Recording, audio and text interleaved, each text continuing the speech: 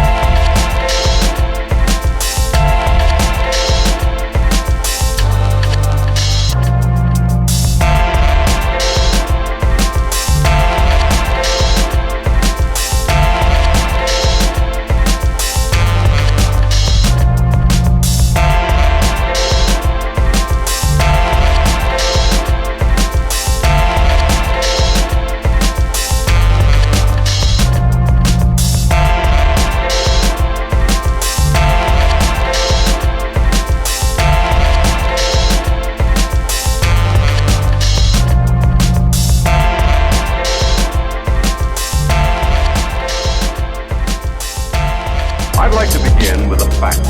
Whether in a small town like McAllen in the Rio Grande, or in Chicago, New York, or Los Angeles, it is business. Big business.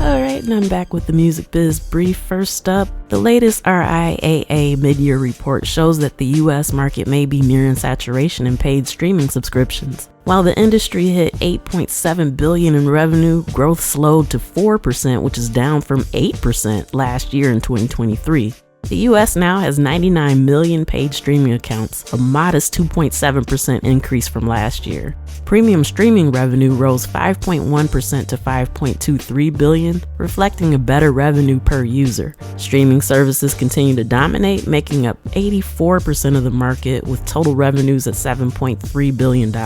On the physical side, vinyl continues its comeback with revenues up 17% year over year, outselling CDs for the fourth year in a row. No surprise there. So, independent artists should stay tuned as the industry continues to evolve. Alright, you may remember last week I shared that Tidal introduced some new tools to help songwriters track royalties and credits. And now, AllTrack, the pro that they partnered with, has just joined the global body CISAC. Founded in 2017, focusing on independent music creators, AllTrack is the fourth US pro to join CISAC, following ASCAP, BMI, and CSAC.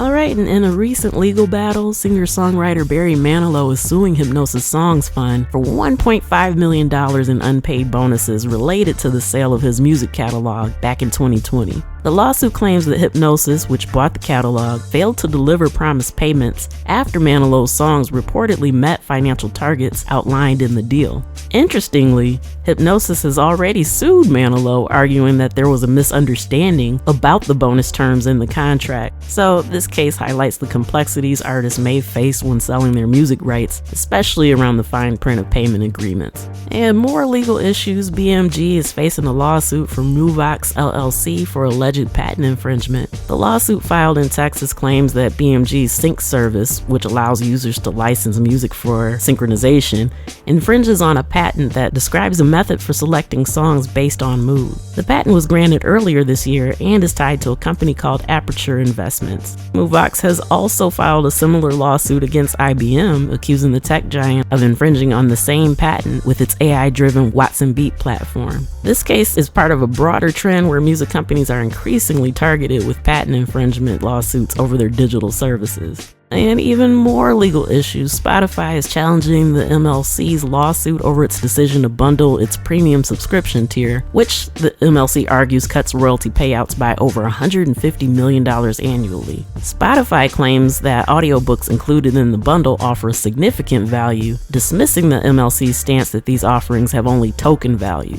So Spotify describes the lawsuit as baseless and a misuse of legal resources. So for a deeper dive, of course, you can read more about that or check some previous episodes where we've kind of talked about this. But basically, Spotify has outlined how they plan to fight this, so we'll have to see what happens.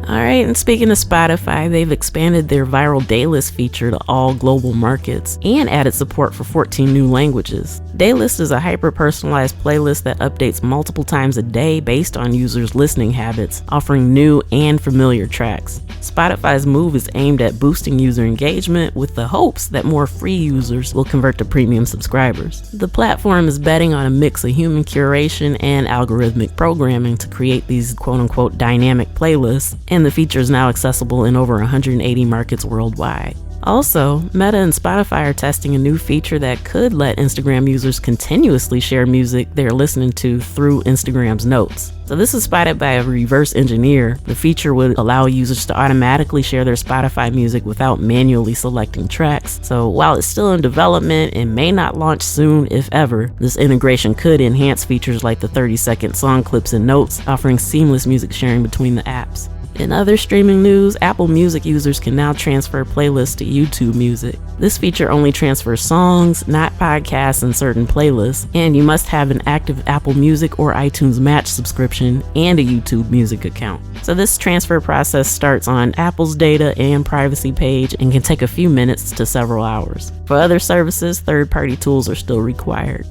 Alright, the NIVA is urging Yelp to stop directing its users to Ticket Network, a site selling fake and overpriced tickets. So, NIVA for short. NIVA's letter to Yelp highlights issues such as fraudulent tickets, lack of transparency, and price gouging. Despite Yelp's response that they've disabled the Ticket Network integration, many misleading ticket links remain on the platform. This ongoing problem affects both consumers and independent venues, undermining trust and diverting sales from legitimate sources. Alright, up next, turntable Labs, the startup aiming to revive the spirit of the once popular Turntable FM, has raised an additional $8.2 million in funding to develop its new platform, Hangout. Scheduled to launch later this year, Hangout will feature a game-like environment with virtual DJ booths where users can play music for friends and the community, all represented by avatars. The platform will also include voice chat and mobile apps. To avoid the licensing issues that plagued its predecessor, the company is actively working with music industry partners to ensure full legal compliance.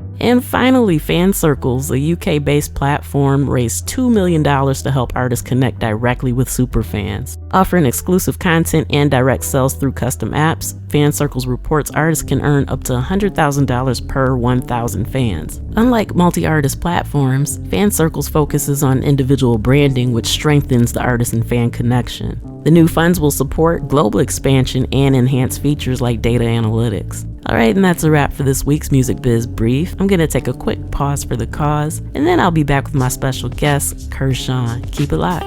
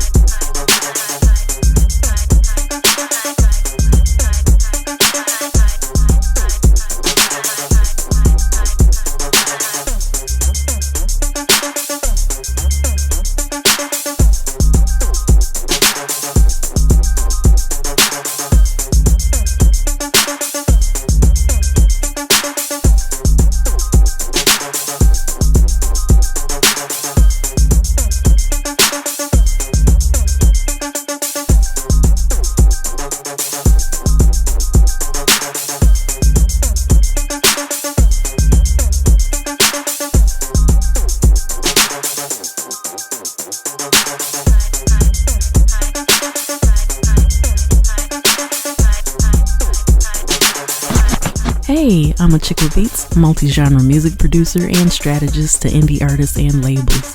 Visit achickwithbeats.com for resources for artists and instrumentals in various genres available for songs, vlogs, blogs, podcasts, themes, TV, film, commercials, and more. Once again, that's achickwithbeats.com. That's achickwithbeatz.com. Let's make something happen. Thank you so much for tuning in to Instrumental Intel. I'm your host, music producer, Chick with Beats, and I'm excited to say that I have with me in the virtual building with me, coming all the way from Long Beach, producer Kershawn. How you doing? Hey. It's great to have you on. How you doing, sis? I'm good. Good. Well, some people who have been following what I've been doing for a while might remember that you were on the Music Marvels radio show. But since this is your first time on Instrumental Intel, if you could give the people a little bit of the background and how you got into music and all that good stuff. Well, music's been around me since birth, my mom playing with her playlist, her playing a lot of jazz. I really started out as a poet, and then from there, like, I always was singing. I sang in the church choir, so, that's how I really got started. And then I started producing. Well, I started tinkering with making beats in like '08. It was kind of like a touch and go kind of thing, Didn't really, I bought my first equipment, my first MIDI controller in 2010. Didn't really get serious until about 2012 on and off, and then seriously started to catch wreck around 2016. So yeah. Okay. So yeah, you mentioned, your mom having the playlist for you, the records, whatever was going on. Who are some of your influences specifically that you can recall? Golly, I would say Ella Fitzgerald, Sarah Vaughan.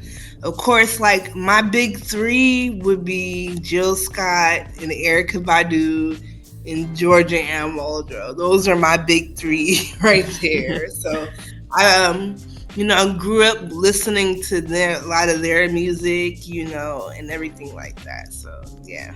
Okay. And so, you feel like maybe that between, the historical greats to some of the more modern day current greats. I guess, what am I trying to say? You can kind of hear the transition of that style, like within your beats and your production and what you do. And so it's kind of interesting. That's funny you say that, because I don't even know how to describe my beats, but I know it's not lo-fi. I know that. Yeah. Now, see, that's one of those things where it just kind of became a catch-all at some point. And then one thing, but then anybody that was doing something that was kind of, I don't know, reminiscent of the neo soul era, it's like they started grouping all that stuff together. And, that's a whole nother thing in itself. As far as, there's a lot of debate on how we classify things. Some people say that maybe, being too picky by, thinking, oh, it needs to be called this, that, or the other. But yeah, when you lump something all in like that, it kind of, I don't know. I don't want to say it puts a cap on what people can do creatively. It does. It really does. Yeah. I'm open to explore, but I love 90s hip hop. And one thing I love about 90s hip hop, not only the break drums, but like the heavy jazz influence, is when you listen to 90s hip hop, you will hear a horn stab somewhere, so anything with horn stabs, I love sampling horns. I'm a horn girl for sure. Like, even in high school, I was like in color guard, the Polyettes they called us, and I was dancing in the horn section. Aside from my mom playing jazz all the time, I really respond a certain way when it comes to trumpets and saxophones and flutes and stuff like that. Yeah. It's funny because I was just having a conversation with a friend, shout out to Fire Free, right before speaking with you now, where we were talking about how sometimes people kind of complain about how music has changed, but I think that is because a lot of us from that particular era grew up listening to, like you said, how your mom had you in the classics. So a lot of us had that with our parents playing jazz and, some of these various forms where you're getting to hear all these different sounds kind of blend together and then kind of coming up, like you're saying, hearing those same samples in hip hop. We really had an appreciation for it. Where with some of the younger artists, instead, they grew up listening to some of the stuff that we played for them instead of, where it actually came from. It's so funny that you say that, because when I remember, when I was younger, listening to the radio with my father, the hip hop stations, and like I just remember my cousin saying, "It's a trip that like one day these are gonna be the oldies." Yeah, and it's crazy, because they really are the oldies now. Like Tupac and De La and all the golden era, like it really is, and it's crazy. Yeah, how that happens. If you notice, like a lot of the stuff that got popular, like maybe within the last few years or so, just since the pandemic, a lot of those were samples of samples. Samples of samples. Exactly. So yeah, I almost cussed, but I don't know if you do for profanity, but not for the station that it airs. Yeah, there's a lot of that there. Especially. You know what? I just feel like it's how people pay homage to what was going on back in those days. And it's also kind of like, how you say it? I don't know. I just say they paying homage to that, but it's kind of problematic when you don't know the history, and it's problematic when your message over it is not really of a high vibration. So that's what I'm gonna say about that. Yeah, I kind of think of it as, and I'm not saying that it's bad to sample samples, because some great stuff has come out of it, but without, like you said, some of the knowledge of where it originated from, sometimes it gets kind of choppy. And I think it's almost like the same as, I'll use social media, for example. Let's say a hot meme came out in 2011. Most people saw it, some people didn't. Some later in 2013, somebody screenshots it and posts it. You notice, like every time it gets reposted, the quality just kind of declines. Like you can only chop a snapshot of a snapshot without, Exactly. Yeah, but so it's interesting that you said snapshot, because that's what it is. Just a snapshot of, of the history. Just like a quick little snapshot, Yeah. So, yeah, just kind of reflect on it, because I know like there's been some topics where some debate about, we need a adult contemporary hip hop or something like that to kind of differentiate some of the stuff. And honestly, while I get the desire for that, I feel like that's probably just gonna kind of segregate it a little bit more.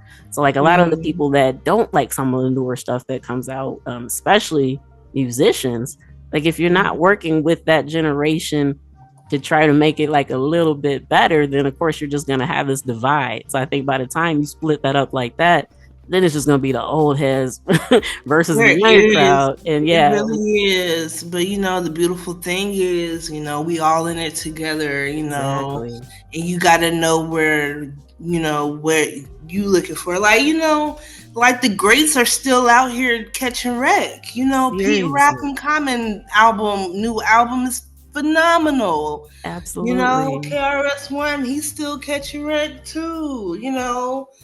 A few years ago, Chuck D had a project, it's still going on, but that's one thing I do, about the hip hop is the only music genre who don't pay homage. Well, they pay homage, but they really don't like the elders, or the elders of the game is not really, they really don't respect the elders of the game. They don't bridge that. The gap is not being bridged. And there's many reasons why, these certain messages and things are happening there. It goes deep, sis. It really does deep. But we can talk about that. We can catch wreck on that another time. But but what I want to say is that, well, speaking of that, I am working on a album with a fellow MC, Lady MC, and the messages that we have are going to be very. It's very vital. It's very like I like to call my music somewhat as an alarm. You know what I'm saying? If you feel what I'm trying to say. Yeah. So yeah. Yeah, and I think that's needed. It's definitely important.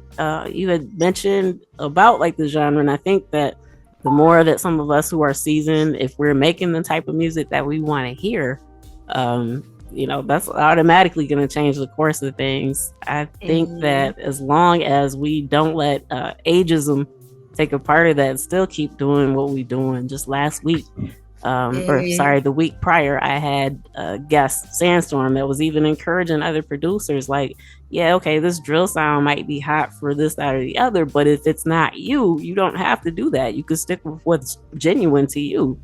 And so, yeah, I think the more of us that keep doing that, the more comfortable some of the people coming after us will feel being themselves and not just trying to emulate what's on the radio. So kudos to you and hats off to you for what you're doing. But that's the beautiful thing about our culture. We're very prismatic. We go off on different things, like even like with the drum programming. I'm not really familiar with drill. I don't know what that is, but I'm assuming it's like trap. Yeah, like a different version, but a little more grittier, a little grimier. What's grittier than trap? Wow. Oh, drill. Drill. As a matter of fact, if you think about it, so like it's big in the UK, but like, Chief Keef was one of the early folks on that. So like even though it was trap, like it had a different energy, like you had alluded to earlier. So yeah, that's what that is. And so, it's different vibrations, like the trap and then the boom bap and then the West Coast, swinging drums, really swinging. And then you got the DC, what is it called? Like go-go. Yeah. Go-go. It's like we can't be put in one thing. That's one thing I fight with myself. Like, okay, let it be. Everybody can't be boom bap, Right. Everybody can't do that. So it's just about expression as well. Right. And I think variety is just so key because that's one of the beautiful things. Like when you mentioned 90s hip hop, there was a lot of variety around that time frame. And so, mainstream, we haven't been seeing that lately. Yeah. You had De La and Tupac and on the same radio station. Like, you had the conscious rap with the, not so, with the gangster rap. So yeah. Or the party music, The party music, yeah. Miami bass, all that. Like there was a variety, and I still think that's key because we don't always feel like the same thing. There's they're pushing non-variety. They're pushing one aspect, which is the party, and that's what that's what's happening. Even so, though, it's like not even. There's like nothing wrong with it, but party. It's a time and place for everything. You just can't be party all the time. That can't be your. Right. You need to mix it up, have some different things. Yeah. In your cipher. Right. Because even the party music now sounds different than it did in the 90s. Like most of the stuff that people listen to before they get ready to go out, or like you see some of that stuff, like that stuff's kind of slow. I mean, it might have a fast hi-hat, but it's like, oh, this gets you hyped. Like it's like 70 BPMs, man. Like, shoot, really any type of. Kind of don't want to say this, but I'll say like Future music. I stay away from. I mean, the party music that I listen to is the party music back in the day. You know what I'm saying? Like, So I don't know. I can't say I know what you're talking about. Yeah. Well, it's totally different. And I mean, I think that's just because a lot of people nowadays have been, I guess, kind of brainwashed to think that people need certain to be at a certain BPM. It's got to have, X many snare rolls. It's got to do all this other stuff. And again, there's nothing wrong with that. But yeah, the fact that that's what people listen to before they get ready to go out is a whole lot different from listening to Luke or So Death Bass also. Like it's a whole yeah. It's just the party culture is different from when we was growing up. Like you go to a party now, nobody's dancing, everybody on their phones. Right. And like how do you dance to try? I don't know. Like me, I like to dance to some reggae, you know what I'm saying? Whine my hips, type of thing, Like I don't see it. I don't see how you dance to that. I don't know. Yeah. Like even when Yin Yang Twins, they had to right. Like you can get kind of hype with it. Uncle Luke, like shake what your mama gave you. Right. It's a different vibration. It's a different vibe. So definitely, I don't know. But yeah, like, and I know that there's still people out there, doing it. Shout out to the East Side Boys. They still doing their thing. And homie Duffy. Yep. They still making like the party music that we remember. They still got the crunk thing going. Like they have not slowed down. And so, I think that's one of the things that more people kind of need to understand is that, we don't have ageism in any other genre the way that we do in hip hop. And it definitely needs to change. You already mentioned the heavy hitters that are still doing their thing. And the same way rock and roll greats are celebrated, the same way, blues, older country singers are celebrated. We need to do the same thing for hip hop culture. So you don't have to stop rapping at a certain age. I know I see comments like that, all the time. Like, you too old. That is crap. That is crap. Okay. Right. Could you imagine like what would happen if everybody started treating all these, other stars from the genres that way? People would be fussing. But for some reason, hip hop is the only thing that, and just because it started with youth doesn't mean that it has to end there. Like that's where it started. Obviously, it's been, 50 plus years, depending on, how you look at it. But it's been some decades in the game. And, the older I get, I still want to listen to hip hop. So I don't want these people to stop making music because I want to hear the new stuff that they got coming, Absolutely. So with your upcoming project, what are some of the things we can expect? So you said you sounding the alarm, but I have a few projects that I'm working on. I'm working on 3 projects simultaneously, sis. It's crazy. That's what's up. I'm working on an album with producer Naja Head. I'm not going to tell the title of it yet. I'm keeping that on the lock, but it's more of a, what I say, it's dedicated to the millennials who wish they were grown in the 90s. So it's very soulful, jazzy, hip-hoppy, very, I would say, I don't know how to describe it, but it's that vibe. Okay. And then I'm producing an album as well as MCing and singing with my partner Bree Ma, and we have our name together is called Abani, which is an West African name that means we pray for her and she appears. So the theme of that album is just our relationship with our people, the Most High, just a different frame of mind, different concept of when you think of female hip hop. And the last thing I'm working on, I'm from Long Beach, so I have to do a G-Funk album. So I'm working on a G-Funk album, and I'm working on that. And it's, when you think G-Funk, it stands for gangsta funk, right? Right. But my G-Funk is going to be either like a gospel or God funk, coming from the Most High. You know what I'm saying? So those are the projects that's in the works for Kershawn the Don. All right, that's what's up. I mean, yeah, that sounds great. Excited to hear everything that you drop. I'm sure listeners will be as well. So yeah, if time's getting kind of close here, but if you could real quick before we even move on to the next topic, let everybody know where they can follow you, find your music, all that good stuff. You can follow me I'm active on Instagram, Kershawn, with a K. You can follow my movement, ladiesloveloops.la on Instagram, Kershawn the Don on Twitter. I'm on Bandcamp. You can support my previous works, which is on Bandcamp under Kershawn the Don. And yeah, that's it. Okay. So you mentioned Ladies Love Loops. Can you tell us a little bit about that?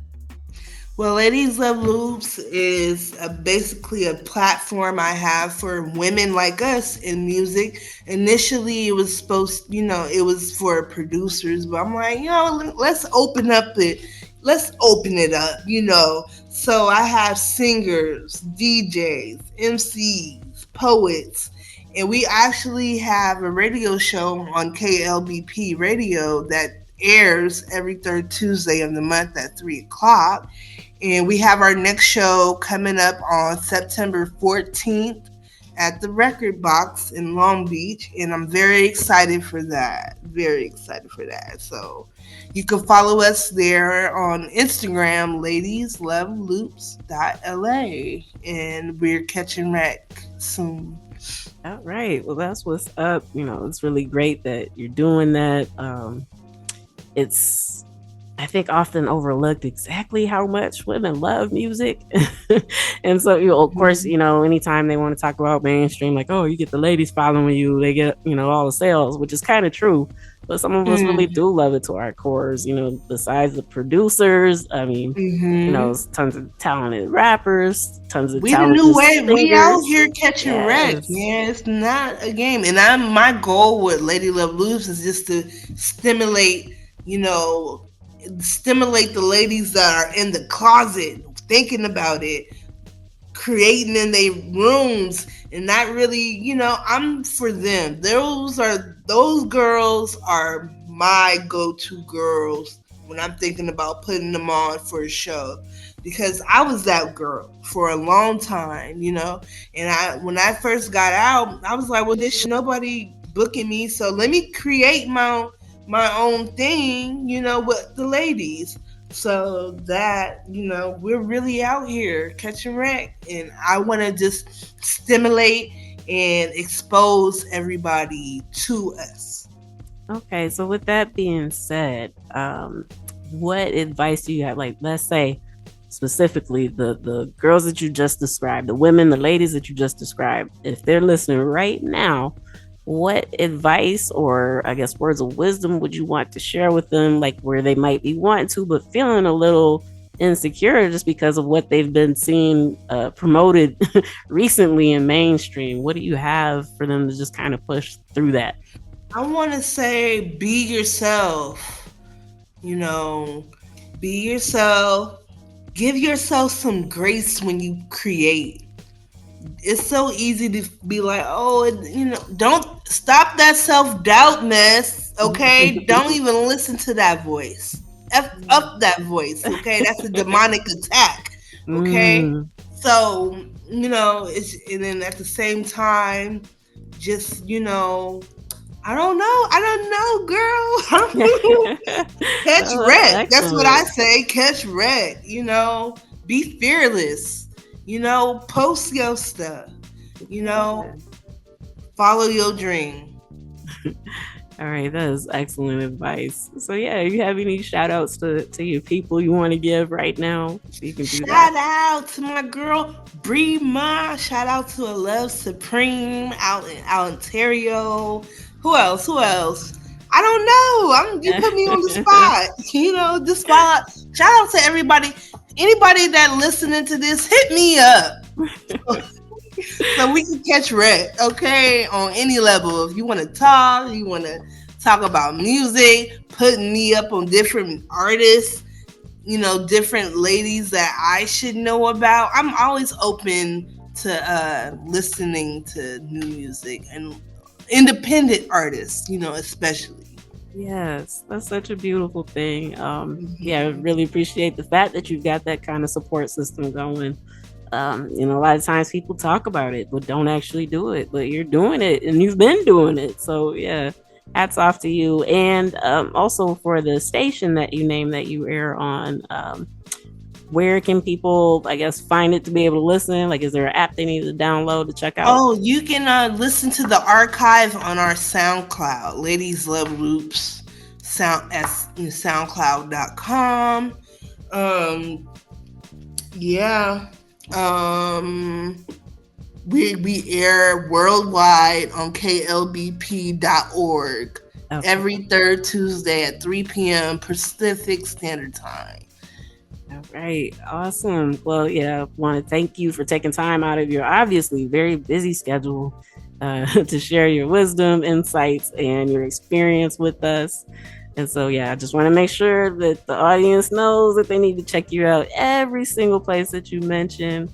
And yeah, are there any, lasting thoughts you kind of want to close us out with? Oh, yeah. Subscribe to my YouTube channel. I've been catching wreck on there with my little song series. I'm getting back into singing again, so catch wreck with me on YouTube. So Kershawn the Don, the with an A, not the, but the. Yes. All right. Thank you so much. Thank you, sis, for having me. All right, that does it for this week's episode of Instrumental Intel. Once again, I've been your host, music producer Chick with Beats. I want to thank you so much for joining me. Really appreciate the support. Of course, I want to thank my special guest, Kershawn, for sharing her experience and story with us. And I'd also like to give a shout out to my home station, Grander Radio, out of Grand Rapids, Michigan. So next week, I got another show lined up for you filled with goodies. I got Mike Lungs joining me, and we're going to discuss rhythm routines and resilience, so it's going to be a great time. Make sure that you come back for that. So till next time, you know where to find me. Tune in, tell a friend. I'll see you then. Peace.